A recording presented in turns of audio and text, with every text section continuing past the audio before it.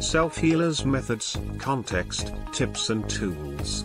Part 4b. With a fragile ego, from a weak sense of self-esteem, everything becomes personal. Everything happens to you. If you allow it, the ego will constantly need fuel, which is usually in the form of complaining. Daily practice. Ego learning. For self-healers, learning from your ego is a choice. Observe and don't react to get to know your triggers. To distance yourself from reacting enough to feel the emotions your ego so desperately wants to distract you. It is a daily practice. Egos develop in childhood through the ideas of parents, friends, and thoughts in the environment. The ego itself is neither good nor bad. It is your relationship with it that assigns its meaning. How is your relationship with your ego? Just over a century ago, people ate 20 tablespoons of sugar a year. Today, the mass consumption of processed carbohydrates and sugar causes the body and brain to get excess insulin it can't handle. Alzheimer's disease is now called type 3 diabetes because of its undeniable link to insulin resistance.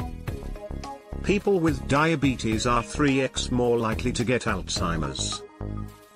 Half of the adults aged 85 and older have Alzheimer's disease or dementia. Long before full-on Alzheimer's disease, the brain shows minor signs of chronic insulin resistance. Depression, brain fog, memory loss and cognitive decline are all related to insulin resistance. We have been told that these are signs of aging. Slowly we discover that they are consequences of the standard diet. Our brains degenerate because of this chronic rise in blood sugar. Improving insulin sensitivity protects the brain. Lowering sugar/carbohydrate intake, fasting, meditation, exercise, omega-3 fatty acids, magnesium, and apple cider vinegar improve insulin sensitivity. Do you notice a connection between brain function and sugar intake? You've probably never heard the word microglia before, but there's a good reason why they should have your attention. Microglia is the first line of defense in the central nervous system. Think of them as the janitor of the brain, constantly cleaning and doing maintenance. They search the brain for plaques, damaged neurons/synapses, and toxins. Because of this, microglia are extremely sensitive and responsive to any psychological change in the brain.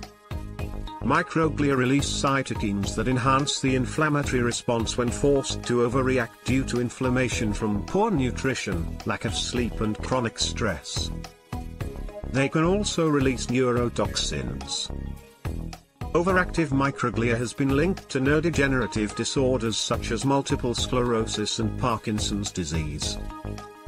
Before neurodegenerative diseases, the inflammatory response will age the brain, causing memory loss, brain fog and mood problems. Where there is inflammation, there is active microglia. What did you do today to protect your brain?